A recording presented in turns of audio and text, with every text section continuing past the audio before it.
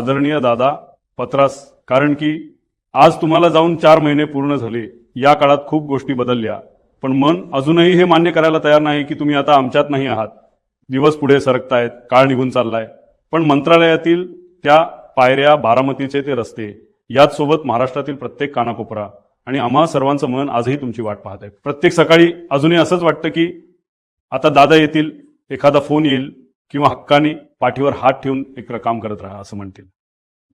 पण मग वास्तव समोर उभं राहतं आणि मन पुन्हा एकदा आतून तुटून जातं. दादा, नगरपरिषद, महानगरपालिका आणि झेडपी इलेक्शनच्या काळात आपण पुन्हा एकदा सोबत आलो. तुम्ही मला निवडणुकीच्या या प्रक्रियेत मोठ्या मनाने सामावून घेतले.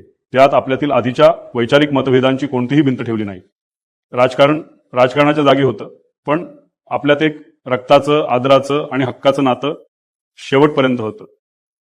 दादा, तुम्ही कुटुंबातले मोठे होतात. राजकारणातला तुमचा धाक, तुमची शिस्त संपूर्ण महाराष्ट्राने पाहिली. पण त्या कडक स्वभावाच्या मागे एक काळजी करणारं, कुटुंबाला जपणारं अजितदादा नावाचं हळवं मन होतं. हे फक्त आम्हालाच ठाऊक होतं. आदरणीय पवार साहेबांनंतर फक्त तुमच्याकडे बघूनच आम्ही राजकारणाचे पहिले धडे गिरवले. तुमचा तो आवाज, तुमची कामाची पद्धत, सकाळी 6 वाजल्यापासून सुरू होणारा तुमचा दिनक्रम, हे सगळं आमच्यासाठी एका विद्यापीठासारखं होतं. आज तुमच्या नसण्याने फक्त पवार कुटुंबच नाही, तर तुमच्यावर प्रेम करणारा राज्यातील प्रत्येक माणूस मनातून पोरका झाला आहे. दादा, तुम्ही प्रेमाने कार्यकर्त्यांना दिलेला ओरडा, अधिकाऱ्यांना दिलेले कडक आदेश आणि जनतेच्या कामासाठी असणारी तुमची अहोरात्र तळमळ आता या महाराष्ट्रात पुन्हा कधीच अनुभवता येणार नाही. या विचाराने आजही ऊर भरून येतो. दादा, मला आजही तुमचा एक एक शब्द, ती जुनी वाक्य जशीच्या तशी आठवतात. नंतर ती म्हणला, दादा मला हडपसरला उभं राहायचं. अरे म्हणलं, एकाच जिल्ह्यामध्ये आपण सगळी लोक म्हणतील पवाराशिवाय यांना कुणी दिसत नाही का? तू असं कर, तिकडं कर्जत जामखेड एक दुष्काळी भाग आहे, तिथं तू उभं राहा, तिथं काम कर. तिथं माझंही काम थोडं बहुत आहे. गावकीकडे लक्ष आहे, भावकीकडे पण लक्ष द्या. भावकीकडे लक्ष दिलं म्हणूनच तू आमदार झाला. तुम्ही एकदा मला म्हणाल होता, एक रोहित, नीट सांभाळून काम कर. हे राजकारण लय वंगाळ असतं रे. इथे कोण कधी कसं बदलेल सांगता येत नाही. राजकारण लय वंगाळ आहे, आता काय सांगायचं. पण आता तुम्ही धंदा पाणी करा, मस्तपैकी राहा, मुलाबाळांना चांगलं शिकवा, निर्व्यसनी राहा. दादा, तुम्ही जेव्हा हे बोललात तेव्हा मला त्याचा अर्थ इतका खोलवर समजला नव्हता. मला वाटायचं आपण प्रामाणिकपणे काम केलं की सगळं नीट होतं.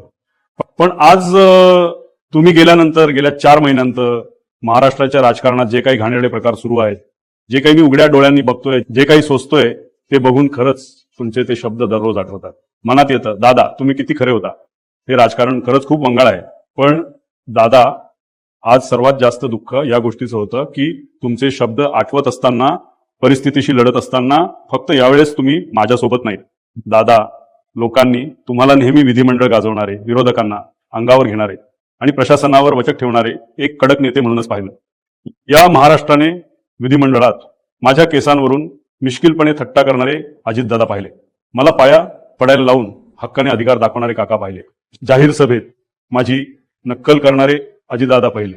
पण या सगळ्यासोबतच जेव्हा एका पत्रकाराने मी कर्जत जामखेडमधून पडल्याची खोटी बातमी तुम्हाला सांगितली, तेव्हा याच पुतण्यासाठी अचानक व्याकुळ झालेले आणि काळजीत पडलेले दादाही मी पाहिलेत.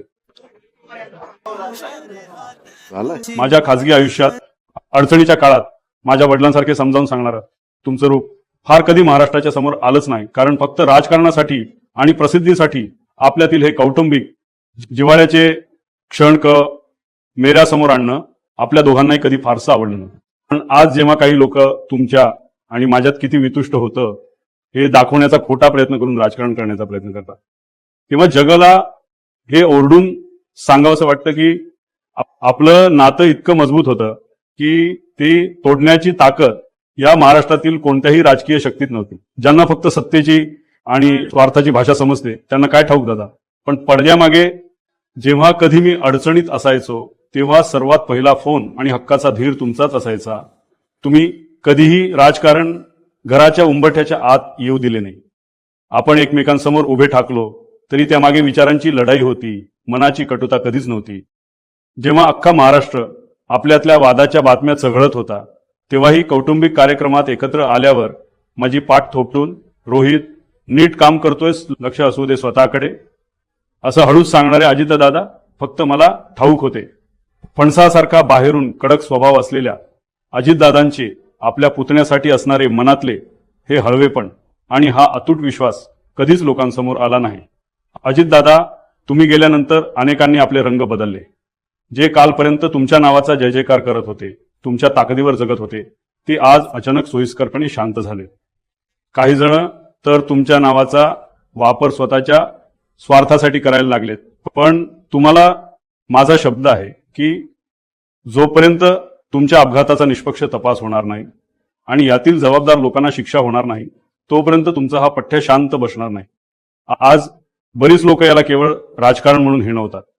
बोलणारे बोलतात, मला त्याची फिकीर नाही, कारण त्या लोकांना फक्त सत्तेचे राजकारण दिसतं हे मला ठाऊक आहे. पण मला माझ्या कुटुंबावर झालेला हा अन्याय दिसतोय. आज तुमच्या नावाने जे राजकारण करू पाहतायत त्यांना मला सांगायचंय की मी कधीही रक्ताच्या नात्यावर राजकारण करत नाही. माझी ही लढाई व्यक्तिगत स्वार्थासाठी नसून हा एका पुतण्याचा आपल्या काकासाठी चाललेला न्यायाचा लढा आहे. लोकांचे काम प्रामाणिकपणे करणं आणि सत्यासाठी लढणं हीच तुमची शिकवण होती. त्यामुळे आज कोण काय टीका करतंय याने मला काडीचाही फरक पडत नाही. पण माझा शब्द आहे दादा तुम्हाला, ज्यांनी तुमच्या जाण्यानंतर सोयीस्कर भूमिका बदलल्या आणि जे लोक तुमच्या अपघाताशी संबंधित आहेत त्या प्रत्येकाला जनतेच्या न्यायालयात उभे केल्याशिवाय मी थांबणार नाही. जोपर्यंत या अपघातामागचं सत्य पूर्णपणे बाहेर येत नाही आणि तुम्हाला खऱ्या अर्थाने न्याय मिळत नाही, तोपर्यंत तुमचा हा पठ्ठ्या शांत बसणार नाही. आणि हाच माझा तुम्हाला अंतिम शब्द आहे. तुमच्याच रोहित